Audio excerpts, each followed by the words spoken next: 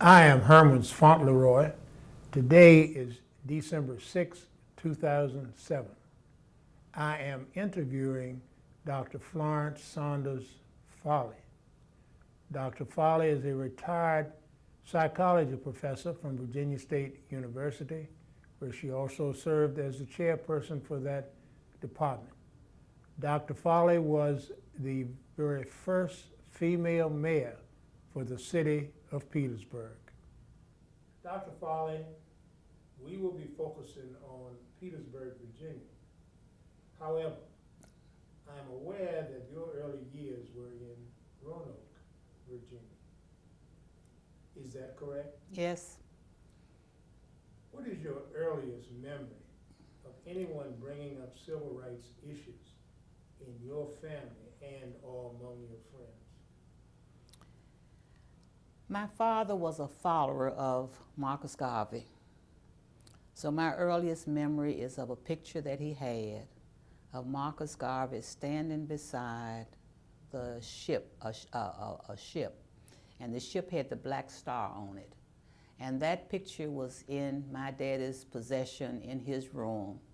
My father was a strong believer of family life and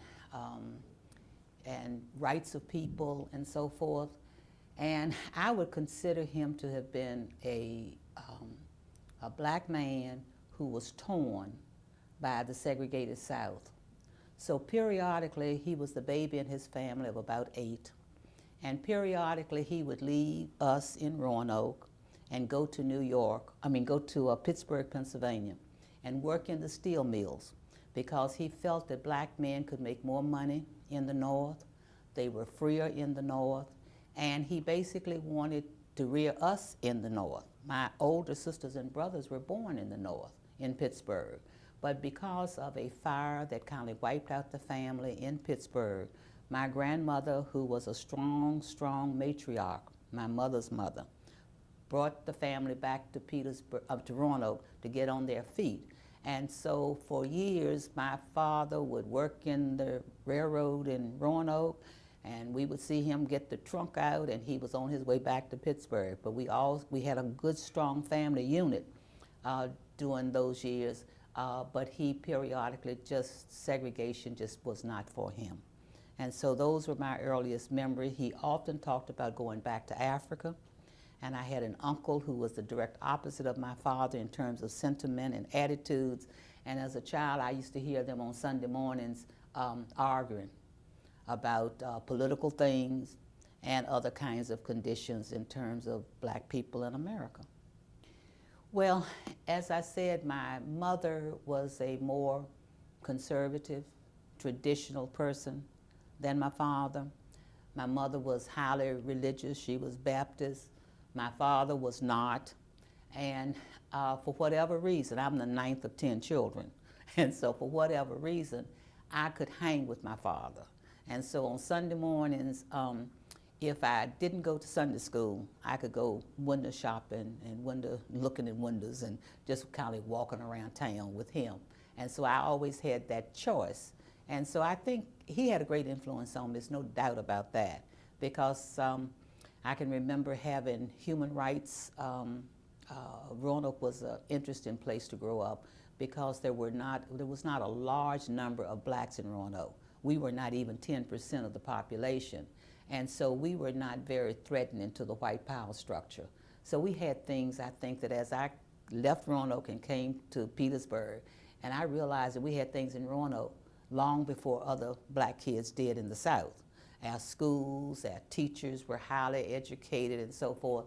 And so we also had race relation conferences, and I can remember being a part of those all the way through my elementary and middle years. And so I can vividly remember when the marches were going on Martin Luther King, when they started the picketing and the desegregation decision came down. And I can remember my father said he would never live to see it. He would never live to see that become a reality. And sure enough, he died in 1955, which was a significant year for us. But I can remember that he says, "I wish better for you. I wish better for all of you, but I don't think I'll ever see it." Did you attend public schools in Roanoke? Yeah, I went through public schools in Roanoke. As I said earlier, they were segregated, but they were, to me, they were different from the standpoint, as I said, we were a small population. We had our elementary schools in the different areas of Roanoke for black kids. We had I lived in the 500 block of Loudon Avenue as a child, and 2 blocks up was an elementary school, but it was for white kids. And so I know about passing a school to go to another school, but we walked to school and that was okay. So I went to public schools. The schools were extremely rich in terms of our teachers. We had teachers who had master's degrees. I knew about that as a young child because they were often families. There would be a number of sisters who would be teachers, and they would, in the summer, they would go to, quote, New York and other places, and they worked on master's degrees because there were no jobs for them in the summer. And therefore, they would go north, and the state of Virginia paid them to go to school in the summer and so forth. So they did, and they brought all that richness back to us. And at that time, Virginia State had the top flight school of education, and most of my teachers had been at Virginia State, and that's part of why I ended up at Virginia State, because they would tell us, like in high school, they would say, now in English, you're going to have this teacher if you go to Virginia State, and this is who's going to teach you math, and you better not go down there and disgrace us or to show that we have not taught you and so forth. So that we had a linkage, and so yeah, the education was quite outstanding. I think I really got, I became shocked though because UVA was offering scholarships to youngsters, and I applied to UVA. Virginia State was offering them. I did not really understand the significance of them, but UVA, of course, said my academic record was okay, but they, of course, did not let black children, and certainly girls, black girls, no girls, went to UVA. But I came to Virginia State. And at the time, the state of Virginia had a program that the top 2 students, the top graduates in every high school in Virginia would get a scholarship to the state school. And so I was salutatorian in my high school class, and I received the scholarship. And it was a 4-year scholarship that paid much of your tuition. And it was as long as you stayed, you know, kind of like an honor student or kept your grades up. And so that was an interesting thing. So that was the way they kind of tried to have things separate and equal, you see, rather than separate and unequal. But that was something that the state did at that time for high school students to come to their state universities. You mentioned in your discussion that teachers went to New York and the state paid for that. Do you think that was a result of the segregation that was in place at that time? Oh, it was. It was direct. Yeah, it was direct. In fact, they had a person, when I finally came to Virginia State, they had an office that did nothing but that, took care of making sure that people made applications to a school outside of the state. You could not go to any of the other schools. Virginia State at that time did not have graduate programs. So in order for them to get graduate school education, they had to go out of state, and the state of Virginia paid them to go. And they paid their transportation, and they paid their tuition, and they, you know, the transportation up to wherever they go and back, and also they paid their tuition. And that was part of the whole kind of segregation that we dealt with in education in the state. When we look at some of the things, you know, that we had to deal with, I think there's a lot of people who don't really understand just how much it infiltrated everything. When did you leave Roanoke to come to Virginia State? I left Roanoke in 1946. I finished high school that May, applied to Virginia State, and was admitted, got the scholarship that I pointed out that I got to come. Had to have $69, if you like, to make the first payment. We paid that 4 times a year, and because I had the scholarship and I got the AKA and the Delta scholarship, the sororities, both sororities. I got another scholarship from the Alumni Association and so forth. So my first big payment was $69, and that was the payment for that I had to have for room, board, and tuition. And of course, I got a job. They hired me, and I was a student worker, and they and I made we were paid 25 cents an hour, and my job was in the Virginia State didn't have a hospital at that time, but they had an infirmary, and that was in the basement of Byrd Hall. And so my job was that each students would be, patients in the infirmary. And my job was to go to the dining hall, get the food, whatever the meal was, breakfast, dinner, and lunch or dinner, and bring it back and put it on a plate and fix it up kind of pretty, and made the children some tea and made them toast for the bread and all that. Just made a nice little meal for them. And then I would carry it out, to the students, and then I'd wash up the dishes and I'd go to class. And at lunch I'd do the same thing, and at dinner I'd do the same thing. So that was my first job at Virginia State. I made 25 cents an hour. After I worked that job, I met up with a friend, and her father was the head of the laundry on campus. You remember the boys on campus used to get their clothes washed, the girls didn't.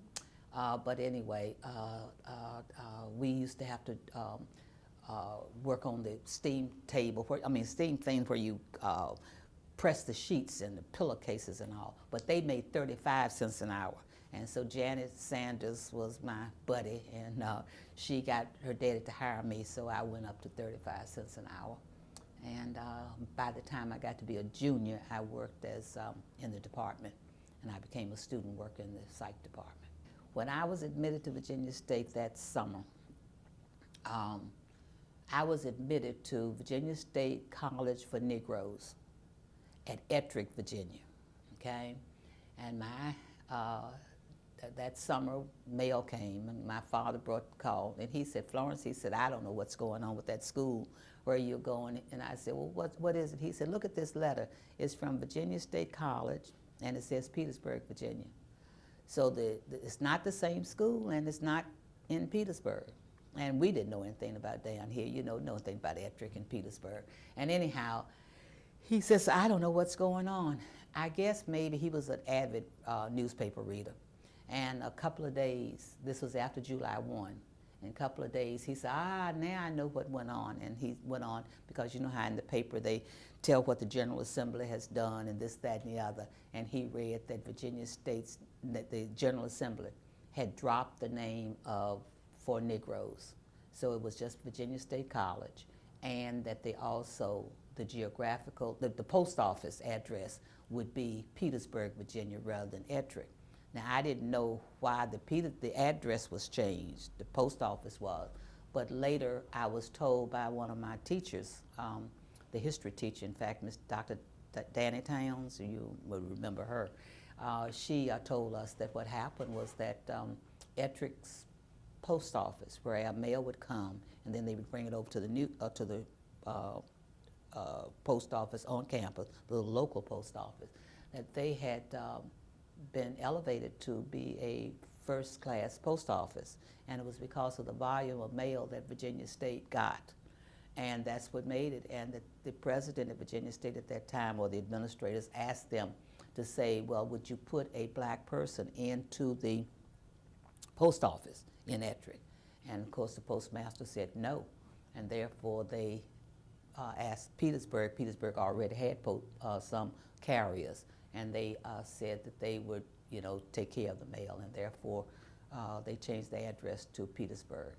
Did you have the need or the opportunity to visit any of the surrounding localities while you were a student at Virginia State?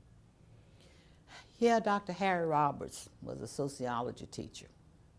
And Dr. Roberts would bring us to Petersburg. He was very concerned. You know, he was a Yale graduate, a PhD from Yale. He had studied in England and all. And he was very concerned about the social conditions of blacks. And so he brought us to Petersburg once, and I'll never forget that because it played a part in my life years and years later, I guess, when I met you and all the other, quote, grown folks in Petersburg. And that was the Gilfield area. And I had never, again, as I told you, Roanoke was very different from here, you know. I didn't know anything about plantations till I came down here. And I did not know a whole lot about free blacks and free Negroes and all that kind of stuff. But of course, by the time I got here, I started learning a little bit about it at Virginia State. And of course, I learned much more about it from my husband's family. But Gilfield, I'll never forget that. I'd never seen outdoor toilets with houses with toilets outside.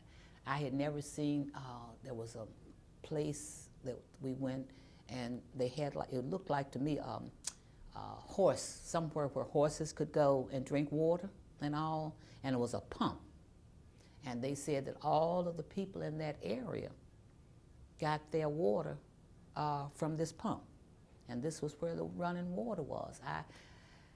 I couldn't believe it, as I said before, because things had been so different from you know, where I'd come from and that. But he showed us all of that, and we went through that.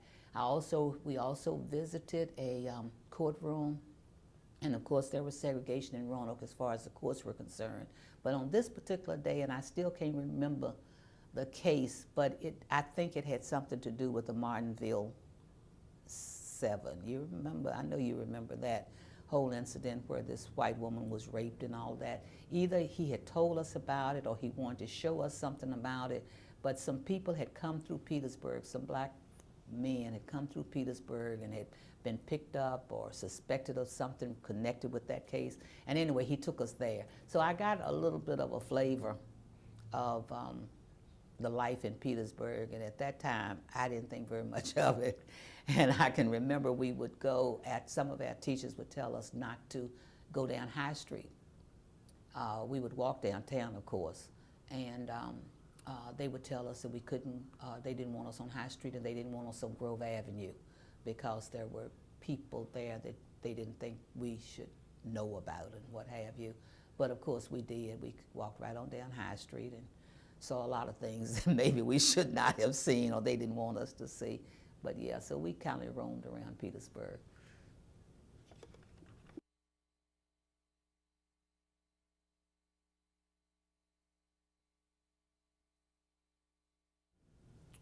Oh, it was tight. It was tighter than tight. As I said before, the contrast was great for me because Roanoke again just was not quite like Petersburg. You know, it was the black and white thing. There was segregation. But because I guess there were more blacks in Petersburg and also more blacks surrounding Petersburg, because see, the counties even surrounding Roanoke even today are predominantly white. And so you had Dinwiddie and Prince George and the southern part of Chesterfield. I can remember being amazed that the students from, children from Chesterfield came to Petersburg to go to school. I couldn't understand that, but the black kids, you know, would come there to go to school. I didn't understand. You all didn't have an 8th grade, and I didn't understand why you all didn't have an 8th grade in your school system, because we had the 8th grade, you know, because we were older than the kids from Petersburg because we had gone to school more years, okay? We would come, as I got older and seniors, and would kind of come over to Petersburg for social life. And as I met students who were day students and came, and start visiting in their homes and everything. It was amazing to me that still people that we would consider to be middle class people today, they had their plumbing facility, their toilets were on the back porch. We're still on the back porch. And you know, and that it was just a common occurrence. I had not seen that, and that was amazing to me. And it was not that they were the poor of the poor.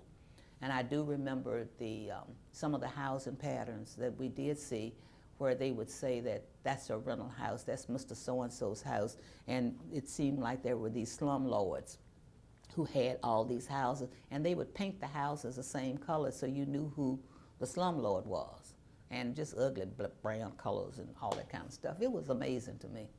It was amazing to me. Public facilities as far as Petersburg was concerned, what do you call Well, the first thing I remember when I came to Petersburg, that 1946 as a freshman, Virginia State, we, of course, the Norfolk and Western Railroad was big time in Roanoke, because most of our parents' fathers worked with the railroad and all. So when I came down to the train station, and as was our train station in Roanoke was segregated, you know, black-white side, but not quite like Petersburg was. And Petersburg station, of course, much older and larger and all. And I remember very vividly getting on the telephone, and I called home and told Mom I didn't like Virginia State. So she said, "Where are you?" And I said, "I'm in the train station." And I said, I don't like it. She said, "I didn't send you to the train station to school. I sent you to the college. Now you go up to the college and see what it's like." So that was my first impression of Petersburg, was that train station. But everything was tight. Everything was segregated. I can remember coming to Petersburg, and we would get, if somebody had a car, and we would go out 460. And I can see the little place now. And they had a sign on the door that said, "No dogs and no niggers." And we would go get out the car, run into that place, and said that we wanted a hot dog. And they said, because we know dogs and we know niggers, and then we would run out.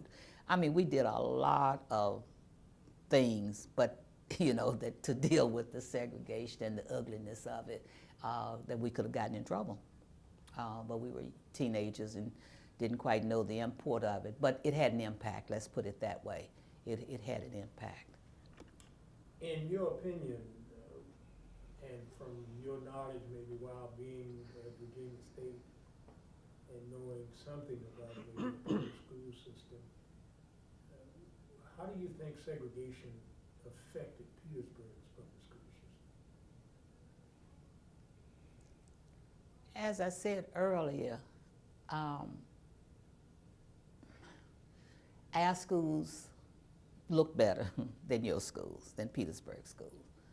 And I've, subsequent as an adult, have heard of some strong teachers that the black kids were able to experience in the Petersburg school system. And I know about the expectations that the black people in Petersburg had with their schools, and the accomplishments of the people. But when looking through the eyes of a student at Virginia State, and listening to many of my friends did their student teaching in Petersburg. So, and looking at what they would say, and many of them were able to do their student teaching at Blandford and Virginia Avenue. And Blandford and Virginia Avenue were laboratory schools for Virginia State. So I saw really a richness and, you know, everything up to date, because the School of Education at Virginia State placed the teachers there. They had Saturday morning classes for those teachers who came over there and so forth. So those two schools just kind of stood out for me in terms of schools, because of the influence that Virginia State had on those two schools. As I have stayed here and seen us lose that kind of connection and all, of course I see a different picture. But that was one of the things that was paramount in my thinking. Many of the people who taught in Petersburg, some of the young teachers in Petersburg would still come to the campus if they had homies up there. And we got to meet some of the younger teachers. But the impression was that, you know, everybody was working hard and trying to do a good job as far as the schools were concerned, under the conditions that they had. Did you have any way to make any comparison between the two schools that you mentioned and the other schools in the city of Petersburg? No, didn't have any opportunity. And those were the only two schools that I was aware of. They were the ones I was aware of. The Peabody, no, it was not Peabody. It was Henry Williams. When I I took a course in my senior year in testing, okay, and we would test children. Would have to come over to the city to test children under supervision. And I do recall going into that school, and I guess I'm not sure that it was called Henry Williams, I don't know what it was an elementary school right on that whole site where Peabody is now, okay? And I remember that I had to go down to the basement, and they were special education children, and the kids who were enrolled in special education program. And they were in the basement of that building, and the pipes, the water pipes and the pipes from the furnace and the steam pipes and all that, they were clanking and making noise and dripping water and so forth. And that's where they had the program for special education. And I will never forget how shocked I was with that, because all those special ed at that time was not integrated well into the school system. I just thought it was horrible how they were treating those children. And I guess I have become very sensitive and still kind of watch what goes on with special education in the city of Petersburg, because I know what those days were like and how they treated those children. In your opinion, what caused the segregated conditions in Petersburg to begin to change, and how? You know, Herman, I have to say, it's hard. My involvement in Petersburg, I think, is kind of interesting, because it was like on the periphery. Okay, we talked about Virginia State. Okay, well, you know, I left Virginia State and went back to Roanoke for 1 year, and this is at the height of finished Virginia State, in '50, and this is things had started kind of getting antsy, if you like, between blacks and whites throughout the South, if you like, and I needed money to go to graduate school, because my family was shocked when I came home, and they became aware of the fact that I couldn't teach school, because I had been a psychology major. And I don't know how they didn't know I was a psychology major or what, but they didn't understand that. And so when I tried to find a job, again, as a young black woman coming out of school, psychology degree, didn't know how to do anything at all. And they were shocked that I couldn't find a job. My peers were finding jobs teaching school. And so I finally got a little job in Roanoke teaching special needs children in a private school for white children, where the lady hired me as a teacher, but told me I couldn't tell the parents of the children that I was a teacher, because it was against the law for a black person to teach white children in the state of Virginia. So I had to kind of be their companion. So, okay, that was all right. I had 5 little boys, and I did my job there. But I still knew I had to do something in order to get myself ready for my adult life. And I joined the Army, okay? So there was a special program that took in college graduates in as officers in the United States Army. So I decided I'm going to join the Army, and I'm going to get my education, and I'm going to go back to school, and I'm going to be a psychologist. So sure enough, I joined the Women's Army Corps and was stationed at Fort Lee. So here I was at another institution, if you like, surrounding Petersburg. and had another opportunity to be involved with Petersburg, because by that time I had started dating my eventual husband, who was a Petersburger. And so he's a Petersburger as you are from birth, if you like, and his mother from birth and all of that. So I was able then to start seeing another side of Petersburg, and because I was stationed at Fort Lee. So I had to deal with, although Truman had caused the military to be integrated, okay? These were the early months, if you like, and years of integration. We still had to deal with leftover segregation and negative feelings of people toward each other and so forth. And then Petersburg was having its problems, and people were restless, as I said, because during that time I got involved with the political stuff that was going on in Petersburg, because my husband was active in the social political things that went on here, and so I got involved in that. I got involved in them trying to get people to vote. And so when I had an opportunity to leave post, I came into Petersburg, and I was on the Avenue, and learned how to work with them in the Trojan Club. They had this club that they called the Trojan Club, and it was a civic organization club, but it was a place where they could go as young men, professional men, to socialize, but at the same time they wanted to do something for the community. And so they started a voter registration campaign, and that was in the days of poll taxes, and where they worked with trying to get black people on the registration rolls. They would run people for city council, you know, and have them, and they didn't have but a handful of votes, and I learned how to work at the polls during that time, was able to do that. My husband he was my fiance at the time, but anyway, he was involved with the Wilcox Lake closing. He was one of the men who went out there to swim. He was a swimmer, by the way. Some of them weren't, but he was one of the ones who could swim. And I knew all about that case, so I started hearing about it, knowing something else about Petersburg as an adult, but stationed at Fort Lee.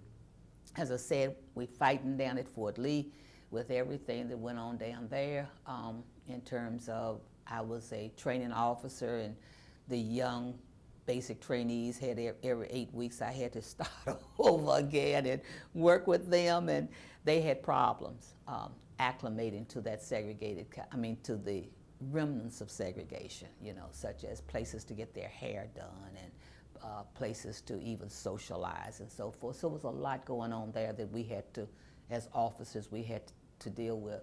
And also, as I said, I was kind of caught up into the Petersburg thing because I became basically accepted by my husband's family and kind of became a member of that family, you know, and all. And so I saw that, and then I left, got out of the Army, and went back to Virginia State. Still at that time, I could not get into any other graduate program in Virginia. But by that time, they had started a program in educational psych at Virginia State. And so I got out of the Army on a Friday, and I was in the master's degree program on Monday at Virginia State. I was the only full-time graduate student they had in psychology, so you know I just got all kinds of education out. I mean, everybody was pulling after me, and I was pulling after all the knowledge they had and everything. So I was just a darling of the department, but at the same time they were pushing me, and I realized later that they were so glad to have an opportunity to teach the higher level courses in the discipline, and therefore they piled it on me. But I was able to get it, and so I stayed there a year, finished my master's in a year, and left there and went on an internship in Maryland. Well, when I got to Maryland, I did my internship at a psychiatric hospital that was segregated. Okay, so Crownsville State Hospital was for black psychiatric patients all over the state of Maryland. And we started, they were having problems with segregation in the mental hospital system there. And of course, the conditions there were not good, but they started pouring money in it, and that's the way we got that internship program. So I benefited from being able to get an intern as a psychologist with a master's degree, because usually you do that with a PhD. It's interesting how segregation played a kind of role in how I got educated, okay? Because I ended up, I think, getting credentials that I would not have gotten at the level that I was if I had not been in the segregated thing. Just like the Dr. Whitehurst, our program was educational psychology. Dr. Whitehurst was a Harvard graduate in clinical psychology. She decided to teach me all she wanted to about clinical. And at that time, you know, teachers didn't talk back to students, so I just learned what she taught me. And I ended up knowing as much about clinical psychology from her as I would have if I had been in a regular PhD program. So anyway, my credentials piled up. You know, I got in a way kind of indirect, but very, very beneficial, and made me, I think, a very seasoned kind of psychologist that maybe I would not have been if I had gone straight through a program without that kind of individualized instruction that I received. So anyway, I left the internship and came to Petersburg one Easter and saw in the paper where they needed a psychologist at Central State Hospital. So I just kind of decided I'd go out and apply. And at that time, Central State was so segregated it wasn't funny. They didn't have any black professional at all out there, according to them. They had nurses, but they didn't even black nurses, but they didn't consider them professionals. And so that whole hospital had no professionals, no doctors, no psychologists, no social workers, or anything who were black. I went out for the interview. Well, fate would have it that they were in the midst of a suit. There was a guy who was in the Coast Guards, and they had put him at Central State, black guy. He had put him in Central State, and his care was paid for by the federal government. And the conditions were deplorable there. It was snake pit.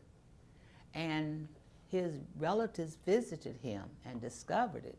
And there was this federal money being put into this place, and this man was treated this way. That opened the door. And school desegregation was going on. The schools, they had been closed, Prince Edward and all this stuff, not Prince Edward, but they were the beginning of the desegregation of schools. Because the Supreme Court has said things have to happen. All of that kind of came together. And so Central State decided that they were going to have to at least placate. They were going to have to clean up a little bit. And they got they decided that they would have to make things better. So they hired me. And I got this job. Okay, I had come from Brownsville State Hospital, where although it was segregated as far as patients were concerned, it was integrated as far as staff was concerned. And so the first day I was there, the clinical director said, let's go to lunch. And so we went to lunch. They had this beautiful little dining room upstairs in the administration building, and I went in with him. And we sat there, and you know, I ate and so forth. And I did that for 3 or 4 days.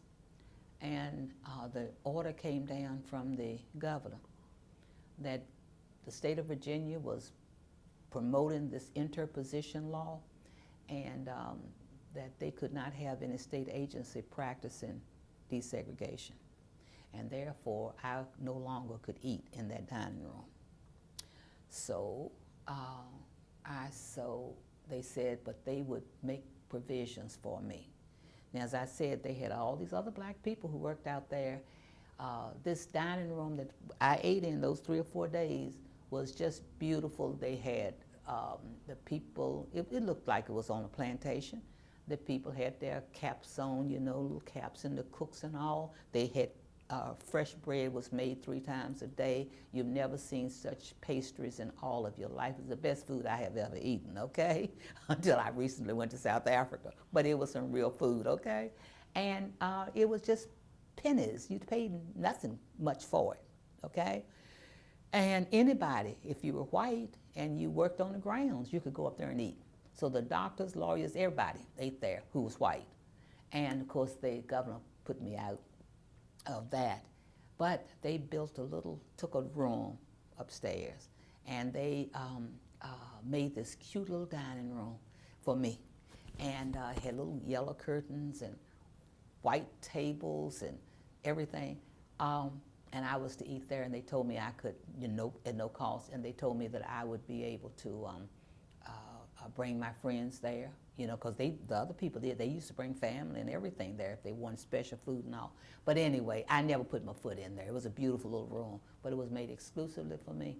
And I told them, nope, I didn't need to eat that in that room. If I couldn't eat where the rest of the professional people ate, I wouldn't eat. And that's when I started going to Virginia State every day to eat my lunch. And a group of us would get in a car and go over there to eat. But it was tragic, that situation out there. I was able, there was a number of things going on there in terms of civil rights. Patients were, people would drive up to the hospital, and the patients would go out, come to Petersburg, do all kinds of services like slave labor. And then they bring them back at the end of the day, and they come back into the hospital. And they had 2 bathrooms in the administration building, and well, they had 4. They had one for white women patients, one for white men patient, one for non-patient white, non-patient male, and female whites, and then one for all blacks, whether you were a patient, staff worker, visitor, or what have you. It was a whole lot of deplorable things. But anyway, we go to staff meeting. The first thing I would say, when are we going to get a toilet for ourselves, a bathroom for ourselves? I would have to bring up these issues.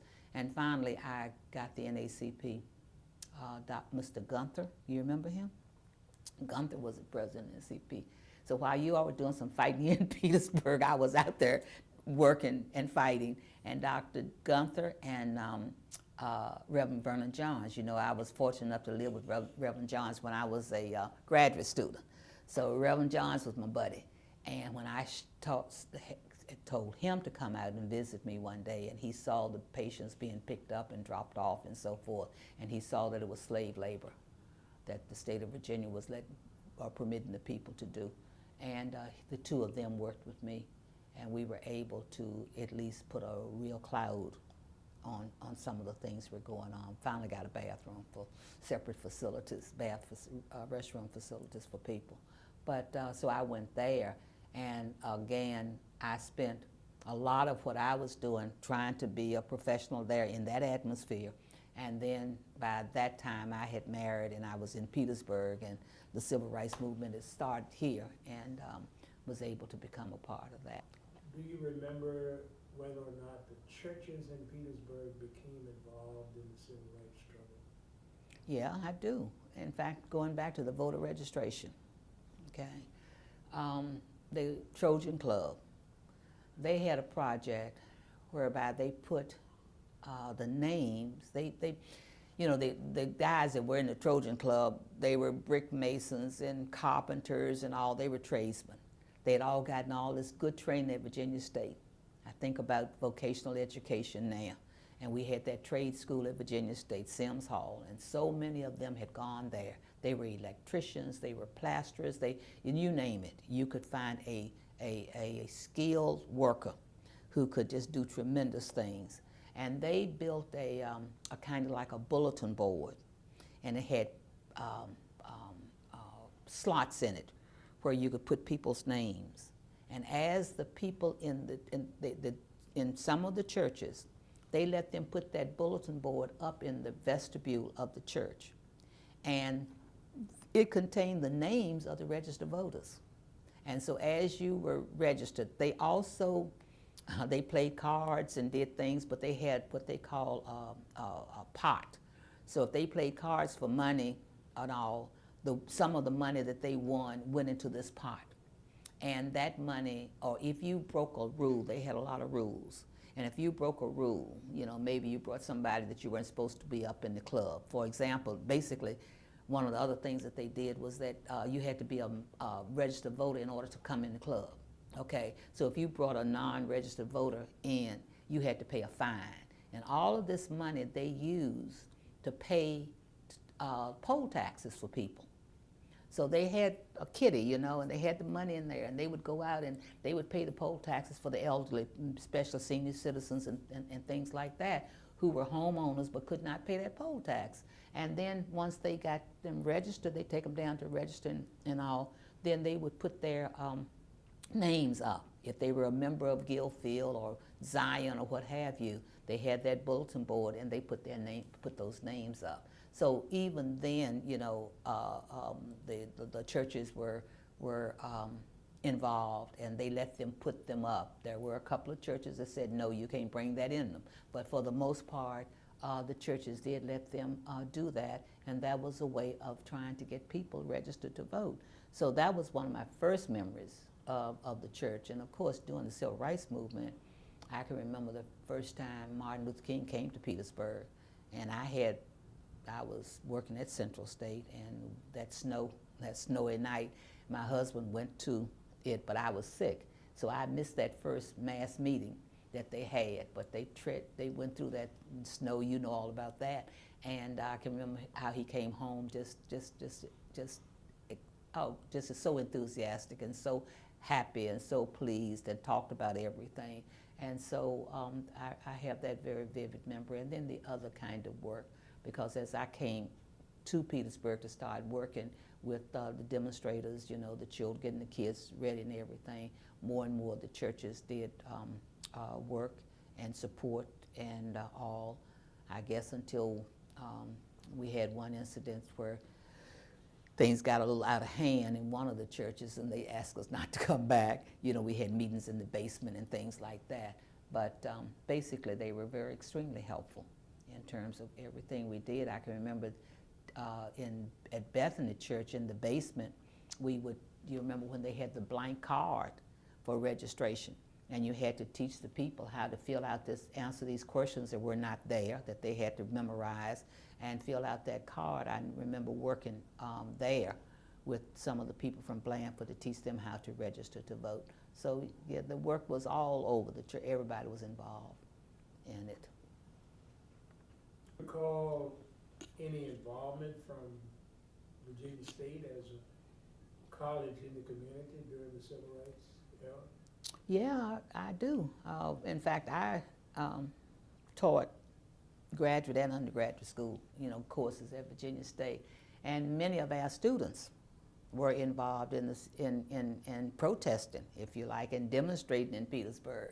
And in our department, one of the things we said was that all of you may not go to jail, but you have some role to play. And so I can never will forget, I had a graduate course, and these two young men they were tight buddies. And one of them stayed in Petersburg. Every time you look, he was picked up, he was in jail and all. And, but the other one said, I'm not going to jail.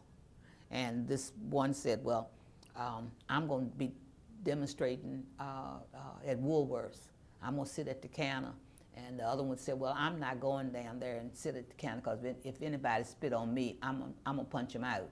And so what we did with that group, to give you an example of how we kind of even worked at the individual level, I insisted that the one who could not protest, you know, openly, would take good notes and have the notes ready for the class for the one who was out protesting. And so that we had some of those arrangements. There were other teachers who did similar kinds of things, because the students were out of class. If they were in jail, or if they were in the streets, or wherever they were, or going to a meeting or what have you. And so we said, okay, you still have to finish college, but you can help each other, and both of you can make a contribution in your own way. And so many of the kids were here, and many of them were arrested, and many of them played a part in it.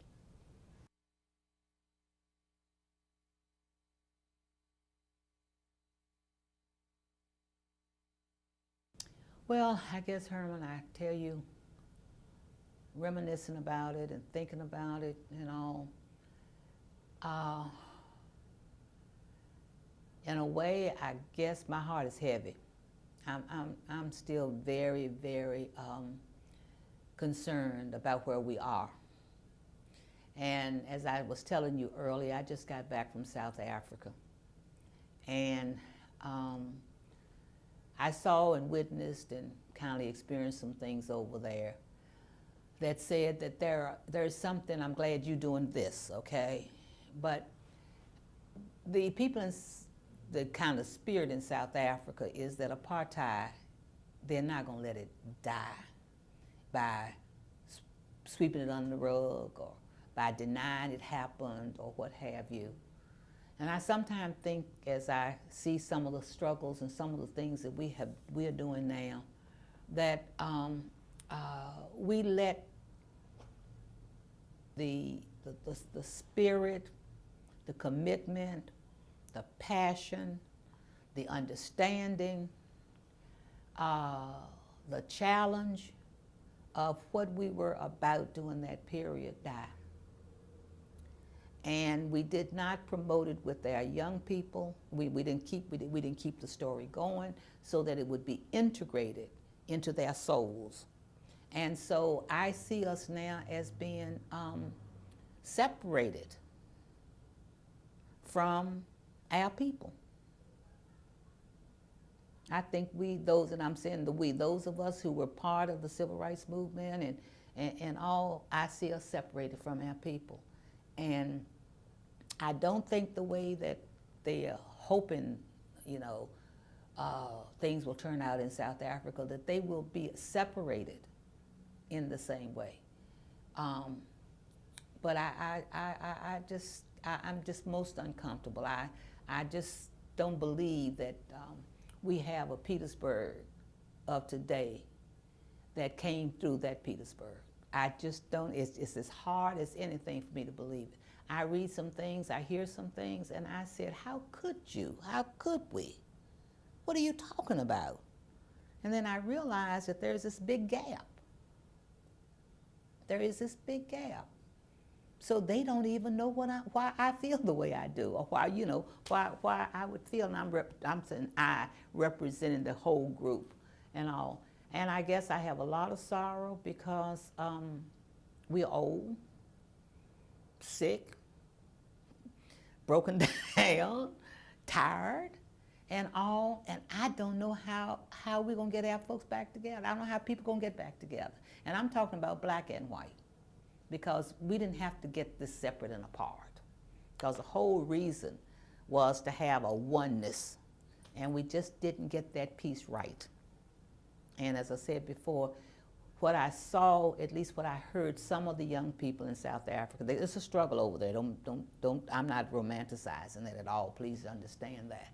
But at least their constitution and their purpose and all is for a oneness. And I think that I don't think that was what we expected to come out of this. We talked about, integration, desegregation. We used terms that still said that there was one piece maybe that you aspire to be, rather than both pieces coming together and blending and making something.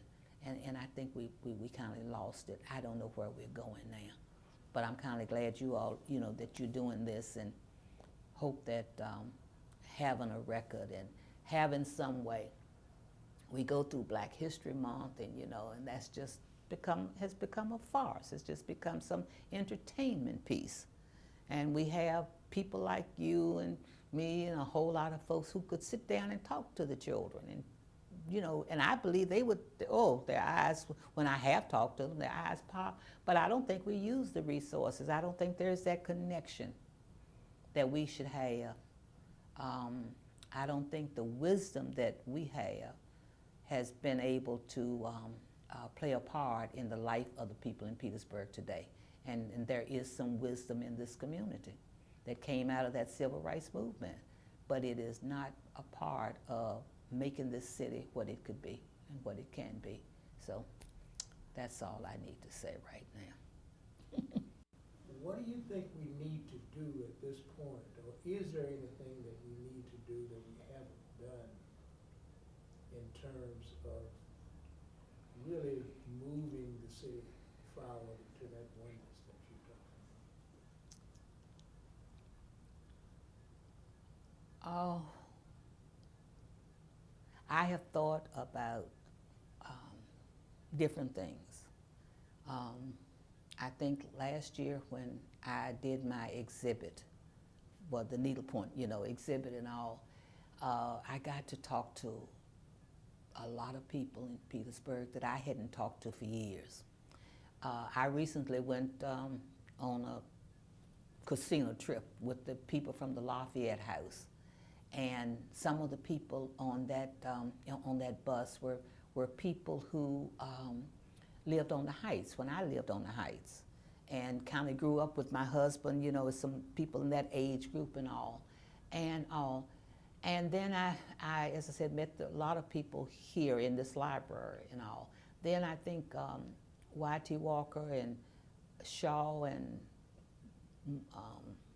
Coles and I were on a panel where they asked us to kind of reminisce and do some of this. And I talked to several younger people, not the young, but some of the, I would say the 40 and 50-year-old people, because I think they're going to be the ones. In terms of maybe we needed to try to get a group together and see if we can start handing to them and giving to them, because they all seem to have been so impressed and so grasping for information and knowledge, because they had not been brought along either, although some of them were were like teenagers or what have you, or went off to college and everything, and some of them are back here. And then of course there are other professional people here and other people who lived in Petersburg who were not part of us and all, that they would like to hear and talk about it and work with it. I think that if, before it's over for us, that maybe we have an obligation to try to see if we can't get folks together and talk and share and give some feedback in a kind of positive way. Try to see if we can come together and assess where we think things are and share that assessment with them, and share that. Something has to be done. And I guess as an educator, I always believe it starts with education. And so that's where I think that if we could just get a group of folks together. It started that way. I go back to PVEC that we had and how we worked with that in order to keep people informed. You look at how we have, what we did with the whole educating. PVEC stood for the Petersburg Educational Council, Voter Educational Council. We believe that voters should be educated. We can't even get a good forum when people are running for office. They don't ever. You remember we used to have a report to the people. And if you were an elected official, you came to report to the people. Now we have our elected officials bringing in speakers. I don't need any speaker that I need to talk to you. I voted for or against you. I need to hear, you need to hear me talk to you. And so I think we need to kind of see if we can do something. And it's a big responsibility.